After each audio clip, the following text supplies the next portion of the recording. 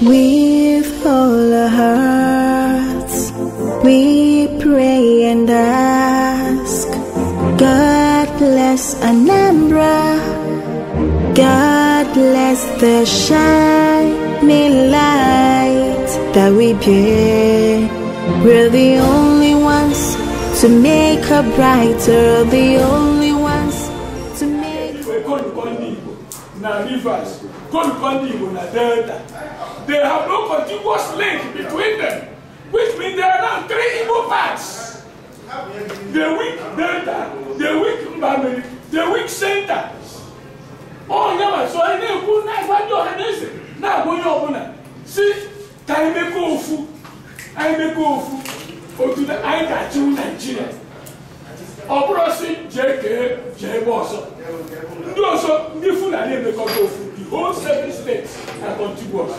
We can make go the whole 6 states are contiguous. You remember go even from Kwara to Kogi, contiguous to the sea. Now we can make go from Mahim River to Tababara. Now you want to make go the same way. I have a document with me. When Igbo signed in 1995, I'll show you the document. Igbo leaders signed that document in 1994 for a contiguous Igbo homeland. Joining us with Danioma, joining us with Rivers Igbo, joining us with Central Igbo. Southeast Igbo is meaningless. It's an enslaved encampment. And it is meant to subordinate us forever. And we are saying, why should Igbo be suicidal? Again, we are the only people. We are the most maritime state in West Africa. It doesn't have Southeast we want to be so. That was the one design. Since they say they want peace, we want peace at the price of peace and justice.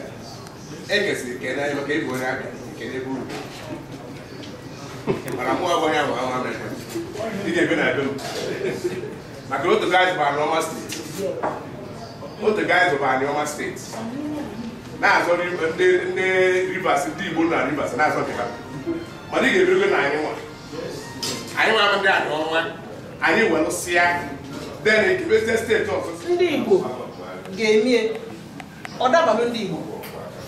I just go Lagos in the next 2 weeks. If I am about Igbo economic hub, what? Ebe ọ ga-abụ onye Igbo bido ịzụ afịa osi mba ndị ọzọ weta ọnata na Igbo ghara ịkwụsịsị na mba ndị family Northland anyị ejego there we have surveyed it family Northland table land dịka ife prof na egwu ọ bụrụ na ndị Igbo bụ ndị ga-agba asịba na dịka otu ọha na eze si wee nwee kọmitii eweje n'okiri ya asị na-ele anya ọfụma anyị ga-ejekwu na abalaka na abụmabụrụ ya as a state mana ọkwa steeti maka na enwere confidence n'ebe Buhari nọ anyị nwere obodo in the meantime economic hub anyị na your economic hub ị ga-enwe ife eji nwere uru ndị afịa unu n'azụ unu akpọ ndị afịa unu nọ na Lagos anyị na-eji as standard unu akpọ ndị Nnewi unu akpọ ndị Aba kpọọ ndị Ọnịcha kpọọ ndị a niile bụ ndị nwere industries kala aka dị iche iche unu abịa tinye nfa enabling environment fa ga-eji mfa ọsụba afịa onwe ume ndị na-egbu ewasị anyị na ndị Enugu ka na-azụ ala na bankịrị egwu nwere ebe nke a dịka ndị Enugu ilo n'Enugu ndị ọgụ fil na na-emegbu so fama ga-eso na the new state abịara na mbụra ndị ọrụ mba si na na-emegbukwa fama ga-eso fama chi ịbịa na Imo ndị ọkaigwe saịdị chọọ ịbịa na Ebonyi ndị afọ Igbo fama gụrụ akwụkwọ nwere fama chi ọ dị natural ịbịa na ndị Abịa ndị kedụ na-akpọzi ebe a enwere uturu that side otu that side dị close to the onye nwe ife make sense isi ka iwepụ Ọnịcha steeti na Ọnịcha emekwa na anyị nwe Anambra but anyị ga-ege bụ nwa ebe ahụ gwara Olumba kpachapụ efu join na fafiro na ndị that side with more culture together. So isi na ọka iwepụ aba ọmagara ewepụ aba abịa akpọ isi na nọ ndị nwe n'ọkọrọ ọnụ ka ọ ga-aga ife a ga-akpọ ha na-ejede ịdọ maka kaadị iche from ife a na-ekwu nke prof na-ekwu maka zones ma ebe anyị na-ekwu south south anyị nọ tegede ndị a niọma na anyị nwa n'isi anyị ma na anyị nwere zone na I can establish and resolve that Nigeria must have a number of states that is divisible by 3. I are dealing with that kind of controversy. But I know so when they are talking about one state for Southeast, forget it. If you are going to have just one state created in Nigeria, obviously 37, which is not divisible by 3, it won't work. It won't happen. If you remember, since from 19 states, we went to 24, so that it is divisible by 3, from that to 30, and then 36.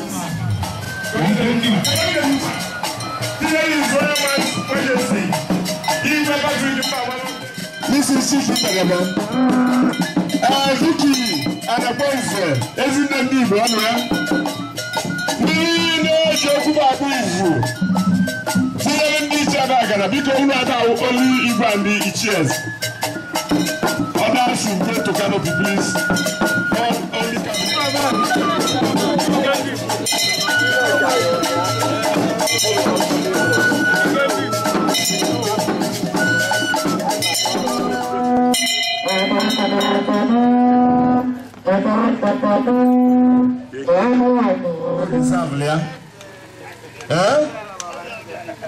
Dr. Rochukwu Anekwenze, President of Igbo World Assembly. Ndị ọha na eze nọ ebe a, ọnụ na-asụ nnọọ ekene m unu. Ma ndị si America, ma ndị si London, ma ndị si ebe dị iche, ọnụ na-asụ nnọọ ka ndị na ekene. Ndị Onowu, Anambra Nigeria ekene m unu. Unu ga-adị, ọ ga-adịrị unu mma ọrụ. Mitin anyị bịara ọha na eze ndị Igbo. Ọha na ndị eze na ya, ọ ya ka o ji ụlọ ọha na eze. Ọ dịrị anyị mma. Ibe anyị lụrụ n'uche ọ ya aga. Ọ na-ekwu Igbo president. Enwe Igbo president ọ ya dị mma, ya ejiri aka m dị. A ga-arụ ya arụ wee rụta. Obibe ka m na-aga n'ihu. Ibe aka ndị Igbo na-emegide adịkwa mma o. Maka ijiri ego nwere ihe ihe ekwu. Ebe si achụ ego ka metụta. Na-arụ ibe ndị ọzọ. A na-atụ elo. Ndị na-eme research na-eme research. A na-achụ ibe anyị eme. Ndị na-achụ ego a na-achụ ego. Maka ego ka ha ga-iwepụta. Elu aka na isi na ya sa dị aja. Esi na ya agbawa mbọ ịgbawa mbọ.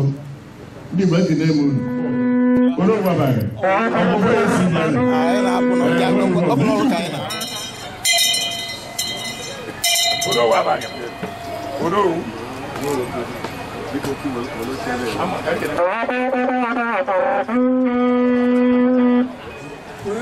Foreign direct investment bụ ndị be anyị ma ọ bụ ndị na-apụrụ ndị be anyị nọ outside ebe a fa weta imefa ji fa bịa tinye ọbụla industry bụlụ hospital bụlụ anything ka a na-enwe gịnị economic wealth onye bụ ife ọ bụ foreign direct investment and ife o mean bụ na emede foreign direct investment onye tinyela ego into it ga-eme gịnị ga-enwe super control of that.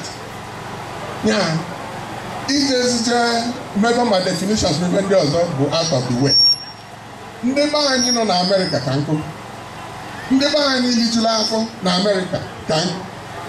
Ndị be anyị nwere businesses na-employ ndị mmadụ na America ka nkụ.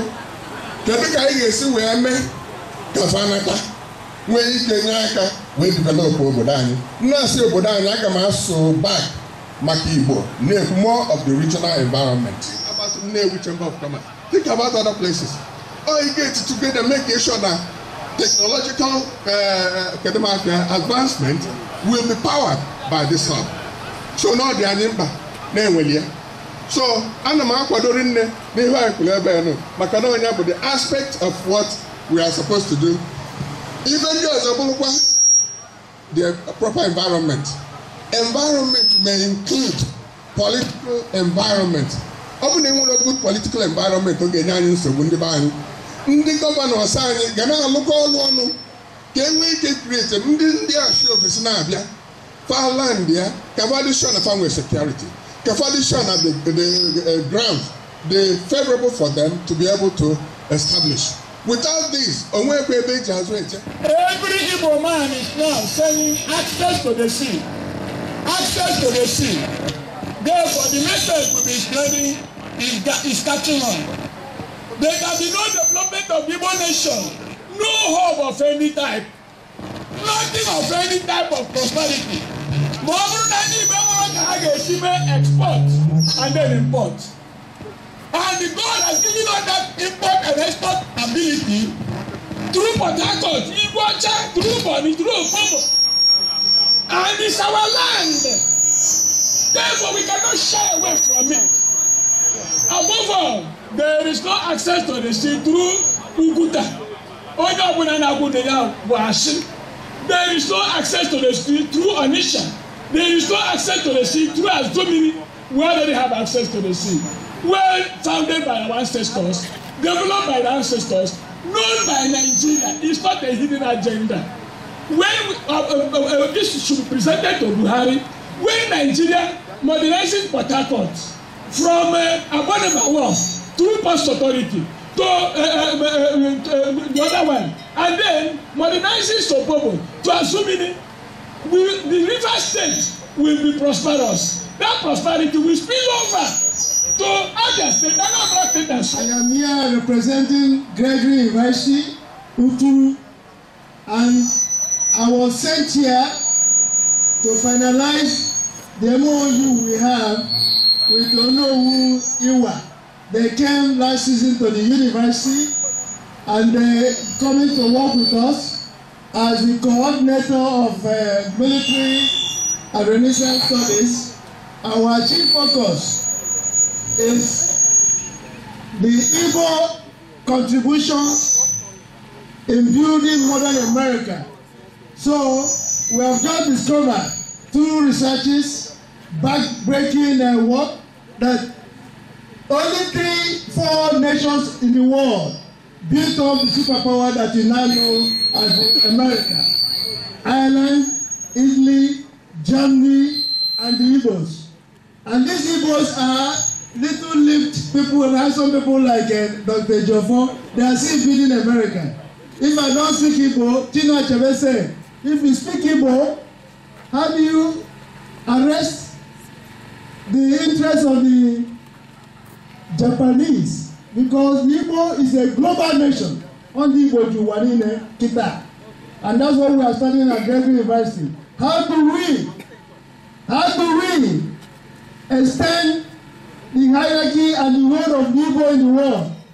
All the 3 African members of the British Parliament are Igbos, Umunna, Osamari. The only senator in Italy is an Igbo man, Senator Waimodi. The Ejiofor in America.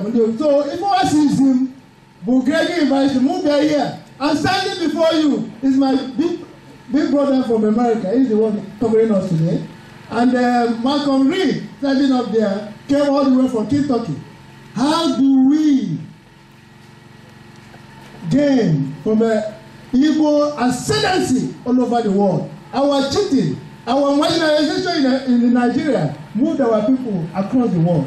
And even to Malaysia, Japan, England, America. So that is our main study, focus, University of Gregory. And we are working with Iwa, headed by Onowu, and that's why I'm here. So primarily, from Virginia down to the south, blue black, chocolate color, small lipped, is an Igbo man, and that is the DNA result. Na Rome, imegini imeweka ndi Rome. Umunna isi ofesi bia na anyị Igbo. Pe imeweka gini imeweka banye. Pa sowa Igbo. Anyị bidoro ana-eme liliwa, ana-eme maka ife ana-eme mana ụlọ ụka mana ọgbakọ. Abịa nsị anyị na Owere ndị anara anụ Igbo. Ka njụ onye Igbo na-ebe apụta n'ala m Igbo eji ekwu okwu. Ihe ndị abụrọ ndị Igbo bi na Anambra elulọba n'oyibo 5%. Elurofa anyị abịaji maka fa sụra ife a. Ọzọ na-ekwukwa abụ onye na-eche na anyị na-asụ Igbo ọ naghara anyị ịsụ oyibo ka anyị jụọ ụlọ ndị Hausa na-asụ Hausa na-asụ Bekee na-asụ oyibo ọwụ ndị be anyị nọ na sineti na-asụkarị ndị Hausa n'oyibo anyị ọ na-asụkarị fa n'oyibo mana a na-asụ oyibo sụ Hausa ọwa anyị na-asụkarị ndị Yoruba nọ na sineti n'oyibo ma fa na-asụ Yoruba dee Yoruba kụzie Yoruba. Ana m ekene ụlọ n'ụzọ pụrụ iche ife ọ na-eme na Baga na arọ niile akpọkọba ndị Igbo mara ife ka anyị tụọ alụ ka anyị mara ebe anyị na-eje. O nwere onye ọzọ m fụrụ na-eme ya n'ala Igbo. Ife a na-echi ụlọ adị nne ọnọdụ na California na ebe obi ọ na-akpọkọba ndị Igbo nọ na obodo dị iche iche n'ụwa lụrụ 37 countries. Lulu na ọ bụrụ eziokwu welu ofu ụbọchị o wee kpọọ m na fonu si m tụrụ anya kọl ya na miniti 30 ọ ga-abịanụ ilue ka ọ kpọrọ m nọsi m chekwara na ọ bụrụ sọsi ahụ na fonu.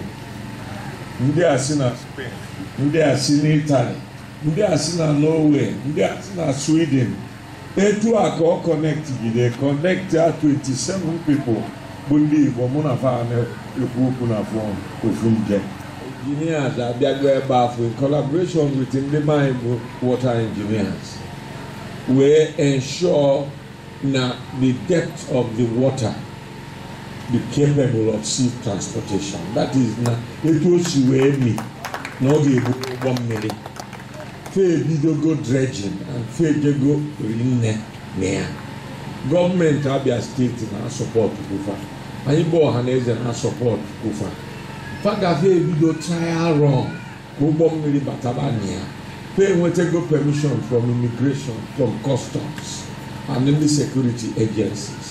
Anyị achọrọ ka anyị kwuru ife a ka anụ bịa ka ọ dabụ ụda tinye n'ọgaba n'ihu. Great future. I've seen industrial development that I've never seen before. I've seen growth economically that I never imagined could happen. And I find that if there's a future for me, it lies in the future of the Nigerian people and that growth and development over the last 70 years.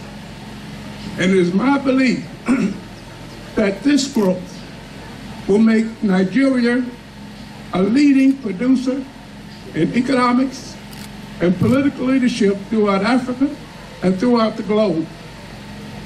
My appreciation is extended to include all the people in the United States of African American heritage. They too need to come here and visit and see this experiment in democracy. And I want to thank you so much because I know that in the future, we have to recognize the depth and growth and the development of this great nation.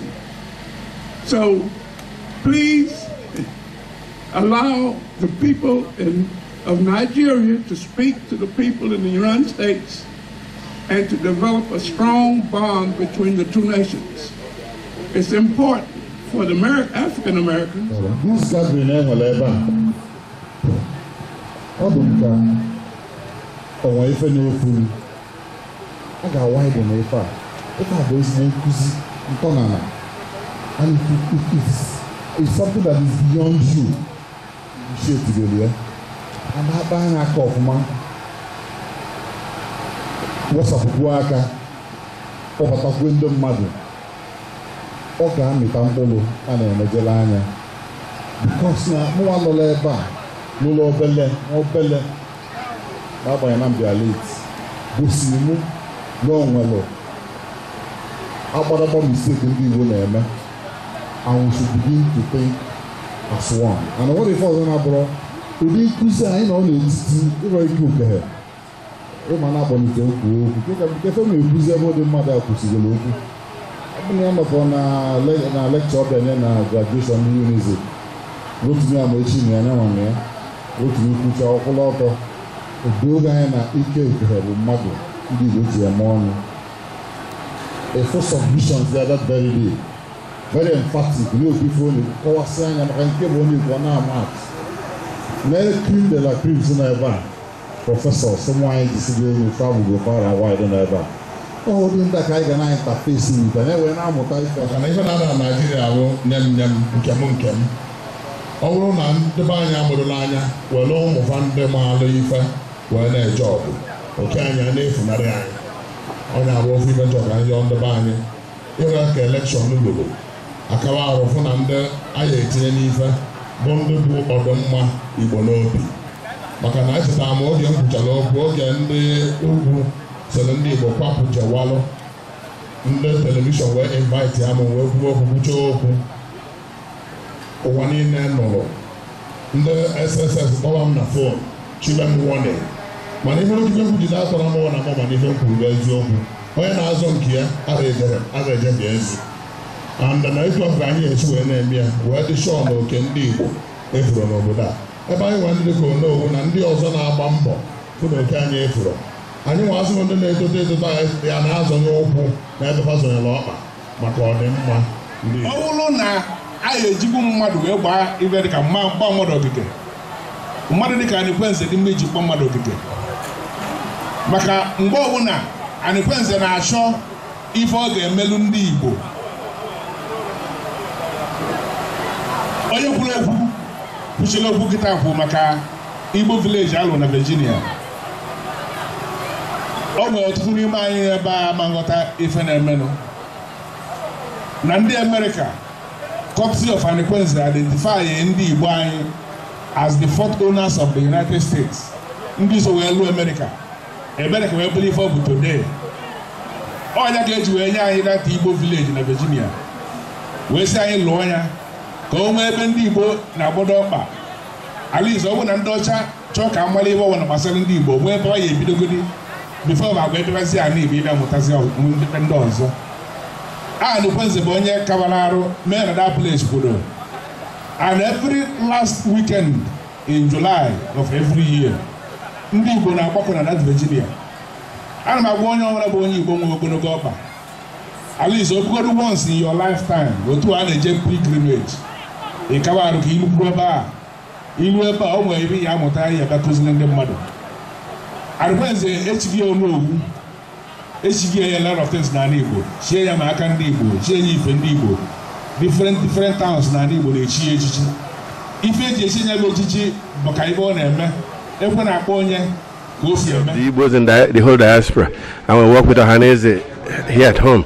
We sensitize our people about what we need to do to move forward, what we need to do to make Igbo stronger, and how we as Igbo can help the whole Nigeria so Nigeria can be stronger. So we have things that we need to improve. We need to improve our education. We need to be able to work within the parties for our people to be able to go, like to have our people running for higher office in Nigeria. And we need to help our people's education, our culture. We're promoting our language. Igbo. In America, there is an Igbo village built by the American government because most of the people, black men in America, are Igbos, 50%. So they have museum. They celebrate our language, our culture, and we bring them. Today we have Mr. Reed here from America coming to see and learn about our culture. It's about promoting our culture, our language. We have millions of Igbo born in America. We have like 8 million of them. They need to come back here to learn the culture. The boys need to come here and pick a wife, and the girls need to come here and pick a husband. So we have big things going on that will help people back there and people here. And overall, it's about how to move Igbo forward and how to move Nigeria forward. I'm Dr. Vicki Anịkwenze. I'm a medical doctor in the United States in California. And I'm also titled here in Abagana. My first title was Ife Diche Osadime, and then later my second title is Ezine. So my advice to Igbo mothers, last year I was fortunate enough to meet with some of the Igbo professors from the university who came here to teach us about the language. And they started with the alphabet, and what I did not know is that they don't really teach the alphabet to the Igbo children. So I think that the community, the scholars in the community should start teaching the alphabet to the children, because they know the English alphabet, but they don't know the Igbo alphabet, which I was surprised. And the other thing is, I think this is more on an academic level, that the academicians should invent new words. As technology grows, the English language invents new words like computer, cell phone, etc. But I noticed in this language, it's only the original words that they had. It's an ancient language, so if you don't invent new words, then the language is going to drop off because it's not expanding. So if you want to continue, you need to expand the language and teach the real language and the real culture in the schools. Well, you know, as one of the paramount leaders of Igbo and the traditional ruler, well exposed, I think anybody doing anything without putting his own home first is making a mistake. The Igbos are the foundation of this country and needs to come together. We need a formidable, creative and progressive Ohanese that will move Nigeria forward. I think if the Igbos are led to govern Nigeria, Nigeria will be a much better place economically, infrastructural and development in the whole world.